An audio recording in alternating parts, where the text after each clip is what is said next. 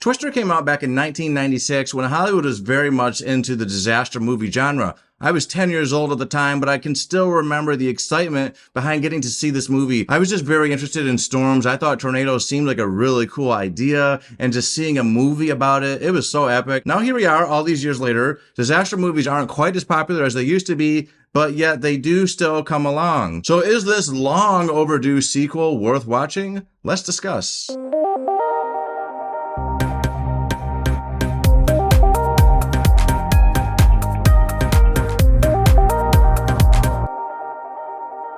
Twisters stars Glen Powell, Daisy Edgar-Jones, and Anthony Ramos, and I think one of the best things about this movie is its cast. The cast in this movie might rival the original movie. They might even be better. They were just all very likable and just easy to watch. And I don't mean that to throw shade on the original movie. Bill Paxton and Helen Hunt, Philip Seymour Hoffman, I loved that cast as well. I'm just saying this movie's cast is better than I would have expected. Now for me, this movie feels like more of a spiritual successor than a true sequel, because there are very few references to that original movie in this movie. But that's fine, because it helps make this movie stand on its own 2 feet. You're not supposed to sit there the entire time thinking of that original movie. Glen Powell is having the time of his career right now. He was in Top Gun Maverick, he was in Hitman on Netflix, and he is just really dominating Hollywood right now, and for good reason. He is extremely likable. And I thought him and Daisy Edgar-Jones had very awesome chemistry throughout this movie. They had kind of a frenemies thing going on, but you could tell they very much respected each other. In fact, he had a lot of respect for her because she was very intelligent.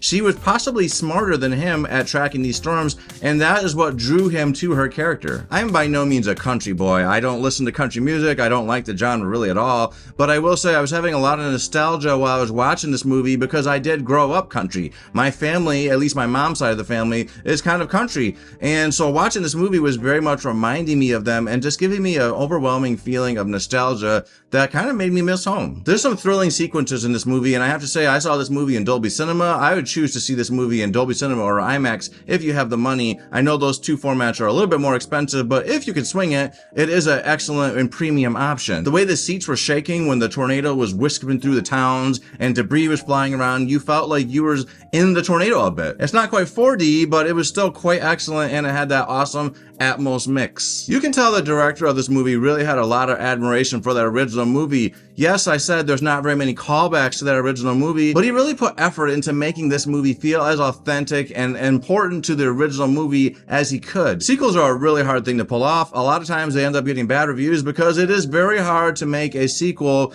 be as good as the original movie. Oftentimes they're just not as good. And this movie, I think, is kind of one of the exceptions because it wasn't trying to recreate the magic of the original movie. It was trying to be its own thing, and I think that was part of its strength. I'm no climate scientist, but I do have to believe that a lot of the scientific stuff in this movie is obviously exaggerated and not realistic, but who's really watching this movie for the science? We're watching it to see actors running from special effect tornadoes that really look and sound cool, and that is exactly what this movie delivers. As I saw the commercials, I was concerned that this movie was going to feel a bit over the top, and yeah, there's some over the top stuff going on, but I'm happy to say that it really feels grounded enough to not be too big of a distraction and not take away from the movie, and overall leave me feeling like I was very satisfied. Joseph Kosinski is one of the writers on the movie, by the way. He's the guy who brought us the latest Top Gun movie, as well as Oblivion and Tron Legacy. The guy knows how to deliver sequels, and he has that past history on Top Gun Maverick with Glen Powell. I wonder if that has anything to do with how Glen Powell got this role. That's just something I thought might be noteworthy, kind of interesting.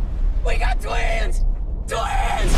I think this movie was a lot of fun, certainly better than I expected. This movie really had no right being as enjoyable as it is because the original movie is just okay. It is a blockbuster popcorn flick that was cashing in on the disaster movie trend, but it wasn't by any means a fantastic movie. And so for this movie to not totally suck, that is a very big thing. And this movie honestly does the opposite of suck. I thought this was a great movie. I would give this movie an 8 out of 10. That's my opinions on this movie. What did you think of this movie? Please put your thoughts on this movie in the comments. I really want to engage with you guys. That is part of the reason I made this YouTube. So go ahead, put your thoughts in the comments so we can converse back and forth, hopefully in a nice, cordial way, but you know, it is the internet. If you like this video, please hit the like button, and if you want to hear more of my opinions, then subscribe to this channel. Later.